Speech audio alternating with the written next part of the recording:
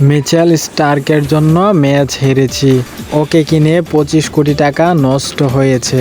ওর চেয়ে মোস্তাফিজ অনেক ভালো বোলার। মোস্তাফিজ আমাদের দলে থাকলে আজকের ম্যাচটি আমরাই জিততাম। এবার ম্যাচ হেরে স্টার্ককে ধুয়ে দিলেন শ্রেয়াস আয়ার। সুনীল নারিনের 109 রানের ব্যাটিংয়ের পরও হেরে গেলেন কলকাতা। বাটলারের অবিশ্বাস্য ব্যাটিংয়ে জয় পেল রাজস্থান।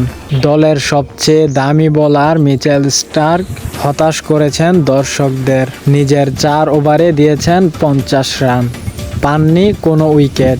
তার এমন হতাশাজনক বোলিং দেখে নিজেও হতাশ হয়েছে শাহরুখ খান। আজ প্রথমে ব্যাটিং করতে নামে কলকাতা।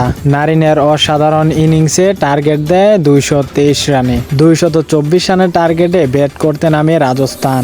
বাটলারের অসাধারণ ব্যাটিংয়ে জয় পায় রাজস্থান। এ ম্যাচে কলকাতার সব বোলিংরাই দুর্দান্ত খেলেছেন, শুধু মিচেল স্টার্ককে ছাড়া। নিজের প্রথম 3 ওভারে মিচেল স্টার্ক রান দেন 33 রান। যেখানে দলের সবাই উইকেট পায় সেখানে স্টার্ক শুধু রান দিয়ে যায়। স্টার্কের এমন বোলিং দেখে এবার মুখ খুলেছে শ্রেয়াস আয়ার। তিনি বলেন, স্টার্ক আসলেই কি বোলিং করছে আমার মাথায় আসছে না।